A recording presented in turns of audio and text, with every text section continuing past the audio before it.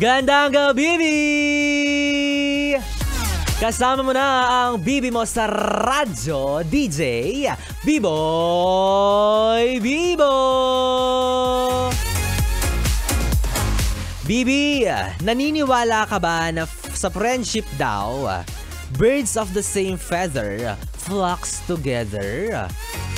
Nako, totoo yan. Kaya tignan mo, ang daming nakikipagkaibigan sa akin para lahat sila maging kagaya kong habulin. Aga-aga, Bibo, yung kapal ng mukha. Pero minsan, alam nyo, hindi ako naniniwala dahil yung mga friends ko, puro pakipot. Ako lang yung malikot. Lahat sila pabebe, tapos ako lang yung makire. Ay nako, ganito kasi yan, i-balance natin, Bibi. Explain ko sa'yo kahit papaano. Okay, nature kasi talaga natin na mag-adapt sa isang environment, 'di ba? So may tendency na i-portray daw natin yung mga characters na nakikita natin, 'di ba? Sa mga kaibigan natin, sa mga nakapaligid sa atin madalas, 'di ba? Kaya minsan, unconsciously we are becoming just like one another. Oh, English 'yon, para kunyari matalino si Biboy Bibo. Diba? Pero ikaw, bes, if aware ka naman na medyo hindi maganda yung practices and culture sa circle of friends mo, it's okay to cut them off. Ay, kahit mahirap, kahit masakit, kahit i-bash ka nila, it's okay na i-cancel mo sila. Cut them off. Diba? Okay lang yun, lalo na kung feeling mo may hindi na sila magandang impluwensya sa'yo, or kung feeling mo ayaw mong ma-associate sila as kagaya mo. Oh, example, may kaibigan kang hindi nag-toothbrush. Oh, kaya mabaho yung bunganga. Iwan mo na siya, lalo na kung hirap ka ng huminga sa piling niya. Or pwede naman na ikaw mismo ang maging good influence. Yan, sipilyuhan mo siya. O kaya yung minumog mo, ipasa mo sa kanya. Dugyot!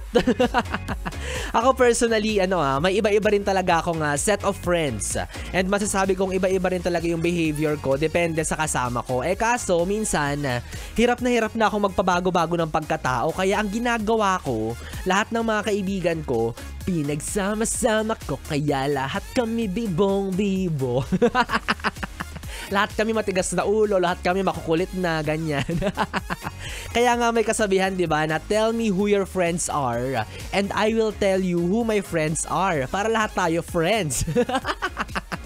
Binago na pala, no? And ako, speaking of friends, friendship, tropahan, barkadahan, minsan ka na bang nahulog sa isang tao na dapat ay kaibigan mo lang? Ay, nako nagpakadelulo ka na rin ba at inakala mo na may ibang kahulugan yung sweetness niya? Kontrobersyal yung mga ganyang usapan, kaya mamaya abangan mo yan dahil yan ang topic natin para sa ating Bibi Time. And Bibi, kung nakaka-relate ka, baka pwede mong ibahagi ang hinanakit o kwento mo sa radyo tungkol sa usaping ito. I-PM yan sa aking Facebook Messenger, DJ Biboy Bibo, DJ B-I-B-O-Y B-I-B-O. At maya-maya sabay-sabay natin yan basahin, pakinggan at pag-usapan para sa ating Bibi Time. Muli kapiling mo, DJ Biboy Bibo, ang DJ na single, ready to mingle, basta walang label. Paborito mong katabi mula alas 9 hanggang alas 12 na mag-iiwan at aalayan ka ng awiting para sa'yo na marupok. Now and Forever by Richard Mars, hatid sa'yo ng 101.1. Yes, yes, the best.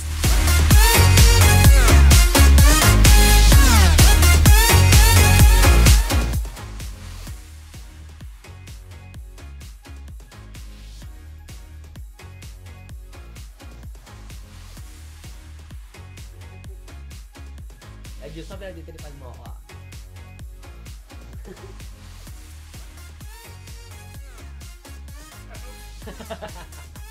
Naka-default siya. Naka-default, naka-da-isuzo mo magiging ganun yung mukha ko.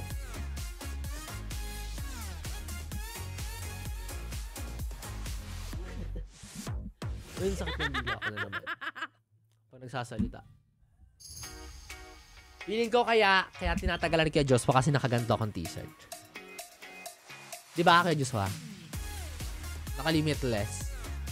Ironic. Ay, ironic. Iconic. Bakit ironic? Bakit ba to iconic kay Joshua para sa'yo? Bakit legend? Kay Joshua, bakit? heart. Joshua.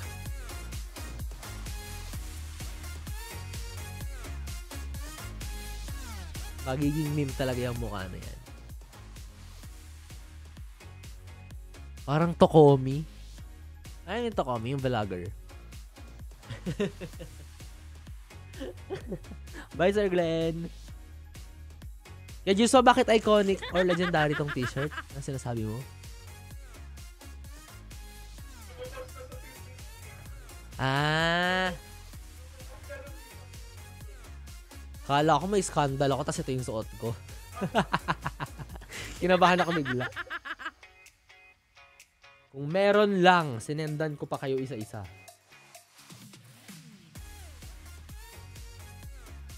Bye. I'm gonna get water.